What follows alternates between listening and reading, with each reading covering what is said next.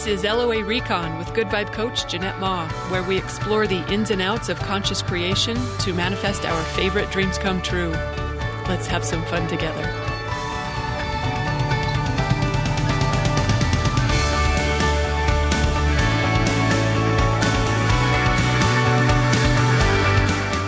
Welcome and thank you for tuning in for another episode. I've got my phone unplugged.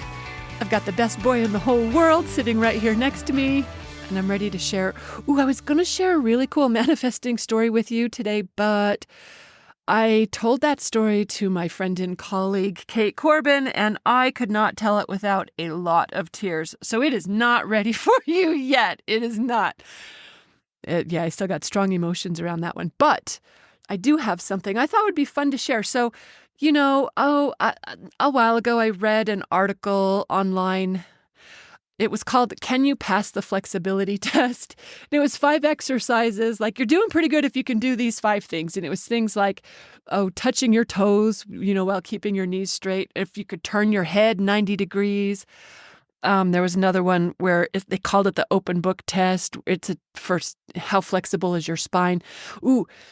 Anyway, they had a couple of them. And I thought, wouldn't it be cool to have a manifesting test? Like how to tell if you're in vibrational shape. I thought, wow, what would those look like? And I started thinking about it. And then I realized, these things could also not just be a measure of our vibrational management game, but they could also be like exercises or drills, ways we could stay in good manifesting shape. Like the way some people are shooting for, they do 100 crunches or 20 pull-ups or 2-minute planks. Yeah, this could be the LOA version of that. I don't know what to call it yet, but I do have a couple of ways to measure. So, and I know we've done one of these a long time ago. I can't remember where I heard this. This was not mine, but someone said something like, how many positive thoughts can you think in a row before a negative one pops in your head? They were saying if you could get to 100, you're doing pretty good. Yeah, I kind of like that one, but I don't have that one on this list. Here's my list. These are 10 ways to tell how your vibrational game is going. Okay, first up. Name 10 good things. Okay, so I got this one from Abraham when they were quoting Esther. This is what she does when she is in the throes of contrast. She names 10 good things about the situation, whatever's going on there. Look, that can be easier or harder depending on the level of contrast that we're experiencing. But being able to do it without skipping a beat, even when you're in catastrophe level contrast, that is evidence of serious manifesting skills. I don't know if you've tried that one before, but it'll show you whether you've got game or not. So that's the first one, naming 10 good things about the situation when you're in the middle of contrast. And look, I know there is a thing about sometimes when you're in the middle of contrast, the first thing to do is to feel your feelings, right? You don't always immediately get best results when you turn to what's going right here, but it can still be a really good measure of your flexibility in thinking and shifting perspective and finding what feels better. Okay, the second one. I called this Describe 9 senses of your dream come true. This is taken from the Psych K exercise. It's just an excerpt from it. It's not the whole thing. But they ask you to describe 3 things that you'll see, 3 things that you'll hear, and 3 things that you'll touch when you've got what you want. And those things need to be so directly related to your desire that even a toddler could tell that's what's happened, right? So if you're manifesting money and you say something like, I've got a new sports car in the garage, a toddler wouldn't necessarily make that connection. So like, here's one. I did one recently. Yeah. So we're getting ready to send the horses to the trainer. Because that one that we got that wasn't trained, she's not much more trained than she was when we got her. So finally decided we should probably put her in the hands of a professional. And because I'm really good at one of the other things on our list is begin with the end in mind, I practiced seeing what I wanted. I mean, she hasn't even gone yet, but I'm already practicing what I want. And that includes, if I were to do the 3 things that I'll see, 3 things I'll hear, 3 things I'll touch, it would be like when Whiskey is trained and friendly and easy to love on, I'll see her getting saddled up for a ride. I'll see her getting, she's just standing nicely for the farrier when she's having her shoes done. I'll see her nudging strangers for the carrots that they brought over to share. Those are 3 things I'll see. 3 things I'll hear. I'll hear my girlfriend saying, "What a friendly girl this one is," as Whiskey's letting her pat her withers. I'll hear the local pet care person asking, "Who's your trainer?" Because they did such a good job on your horse, and her client's asking for a referral. So I'll hear that. And I'll also hear Whiskey galloping up all the way up to me as she runs up to greet me in the pasture. Okay, and then 3 things I'll feel. I'll feel her warm breath on my neck as she's standing right behind me while I'm brushing Clyde. I'll feel her neck muscles as she leans in for a deeper scratch when I'm giving her a good rub down. And I'll feel her lips nuzzling my hand as she investigates what have I got in there for her. Okay, see? That one, it can be tricky. You could tell how your alignment is on how easy it is to find answers to those 3 questions. 3 things you'll hear, 3 things you'll see, 3 things you'll touch. Okay, here's the third exercise, the third test of your manifesting skills. Ooh, I call this one Bless Them All. So, instead of wishing ill on those who are playing a part in your contrast, like maybe, I don't know, exes or bosses or neighbors or fellow commuters in traffic or politicians or in-laws or whoever it might be, instead of wishing ill on them, you wish nothing but good things for them. Okay, I don't pass this one very well. A friend was telling me a story. It was the most amazing story about how, wow, he had good cause. On his behalf, I was sending not very fabulous vibrations to someone just based on what I saw happening from my own perspective. I was like, wow, that wasn't cool. I had bad feelings. He told me about it. It happened years ago. He was telling me about it the other day. And you know what he did? He said, because I imagined he struggled with it. And he said, no. He said, oh, this was so cool.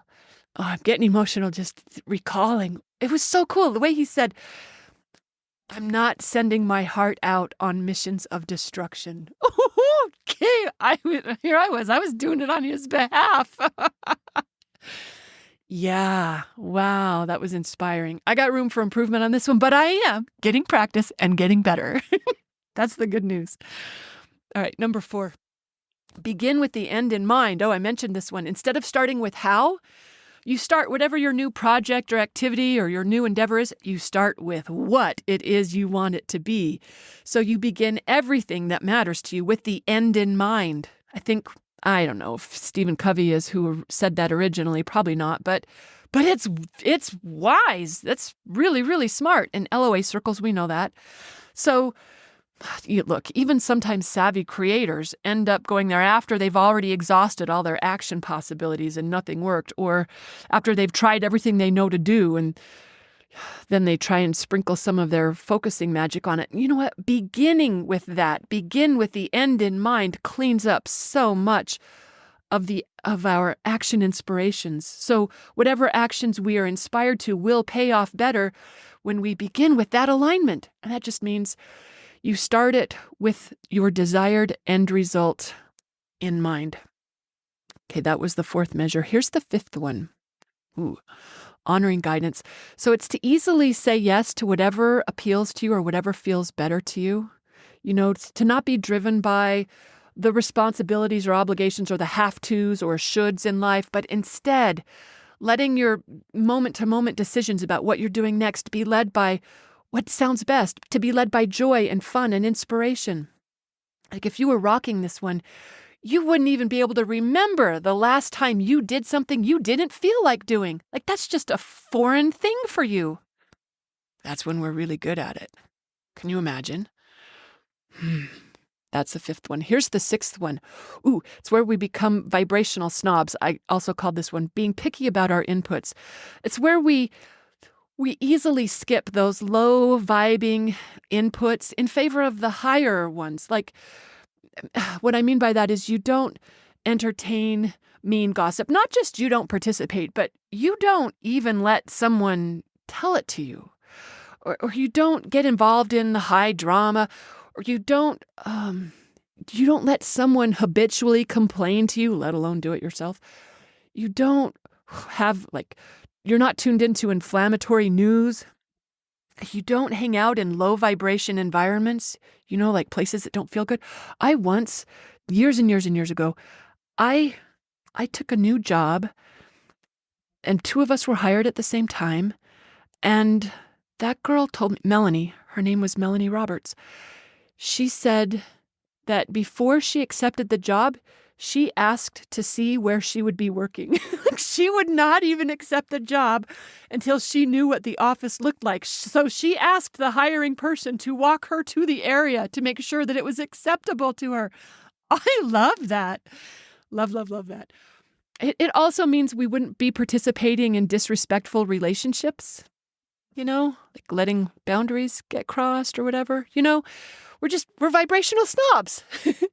Look, I think when we have really strong game going, and I mean really strong game going, we can be in all of those things and we don't experience it negatively. I think that's possible. But in the meantime, a lot of that stuff is worth managing. Okay, number 7 on my list. I like this one too. I don't know a better, I just called it loving self-talk. But what I mean is, I'm smiling thinking of, once upon a time I had a boyfriend who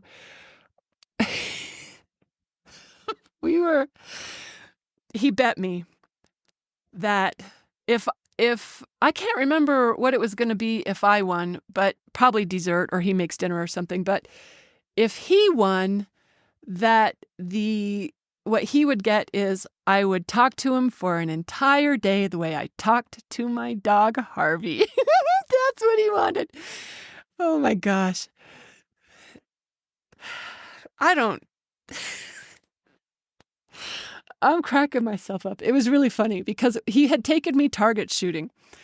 And he won despite the fact that I was like almost every other time a better shot. And as soon as I realized he won, I turned to him and I said, "You were such a good boy." It was hilarious. It was actually fun to do. Here's what number 7 is. I'm having a hard time getting it out. It's making me laugh so much. It's when your self-talk is the same loving and appreciative tone that you used to speak to someone that your beloved dog or cat or your human loved ones. It's when you talk to yourself that same loving way, you know what I'm talking about, right? You've got someone that you talk to like that. Yeah, number 7 is that you talk to yourself that way too. That's a high standard. But it's so fun when you do it, and I'm getting better at that one too. It really is fun to practice that one. Not just on boyfriends, but on yourself as well. It was so fun. Okay, number 8.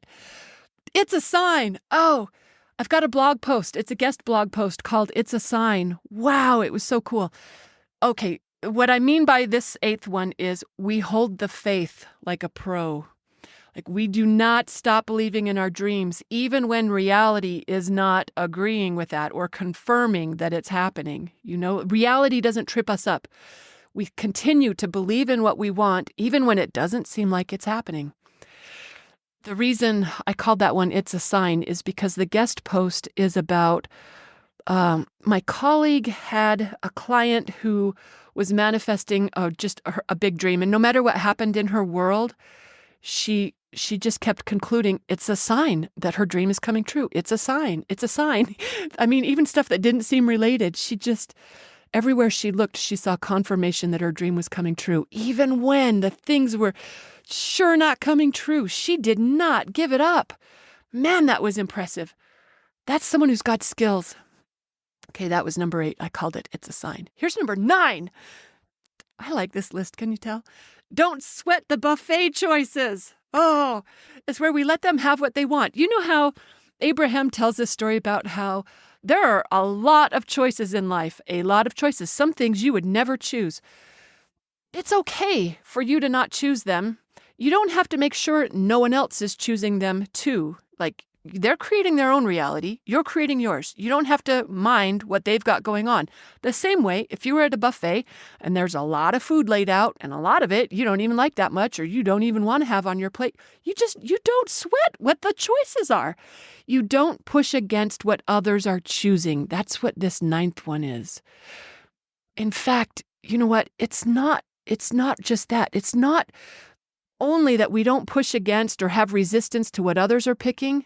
And that's easier said than done. It's one thing when we're talking cottage cheese and broccoli, but when we're talking about bigger things, wow, bigger things, it's easy to get tripped up on other things. But manifesting pros don't. This is one of those measures where we let them have what they're having. They get to pick, they get to want what they want. We just don't have to pick it ourselves. Okay. And I said, it isn't just that we don't push against what they want that we don't approve of or don't prefer, but it's also when we don't push against what we don't want. At Good Vibe University, Cindy Lee posted in the forums the other day a quote from Bashar that I had forgotten how much I liked. It was advice to don't invalidate or judge what you don't prefer. Ooh, I wonder how quickly I could find it. I want to read it for real for you. Wow. Okay, here's what Cindy Lee posted. Bashar says to choose what you prefer without invalidating what you don't prefer because it is a more neutral energy. Here's Bashar's quote. It's the invalidation, the judgment of what you don't prefer that gives it power to manifest. Yeah, I wrote a blog post on this topic, but I did not put it in podcast version. I got a lot of good feedback on that one. I probably should record it for you. But number 9, when I said don't sweat the buffet choices, it also means don't invalidate or judge what you don't want. Because whenever we are judging or resisting or trying not for that thing to happen, we're a magnet for it. We're attracting it. So it's a pretty savvy move to not do that. And that also is easier said than done when you do that. If we've all probably done that at some point, but to be able to do it on the regular, super cool. Here's the last one on my list. Ooh, it's to have eyes for the gifts. I love this one. That's me quoting the former NFL player. He was on the reality show Survivor many, many, many years ago, and he got booted off. And normally when they do the exit interview, and it was a big betrayal, but it was Boston Rob, stabbed him in the back. It was really rude. And this guy, normally when they do the exit interview, the person's all, they're pretty upset. This guy wasn't. He was not upset. You know what he said? He said, I have eyes for the gifts. Oh, no one says that in their exit interview. Maybe a while later after they've had some time to cool off. The former NFL player says he has eyes for the gifts. Oh, that's to be able to see the gifts and the blessings and the miracles and the dreams come true in our present day life, to recognize that everything that we're living right now, it's all a dream come true. I know that can sometimes seem like a big ask. Sometimes it can. But wow, when we can see that, that's to have eyes for the gifts. There are others besides the ones I have on this list, like, when you don't make up negative stories. Just as I was sitting down to record, I looked out the window and I saw something that made me think, I wonder if they're mad at me.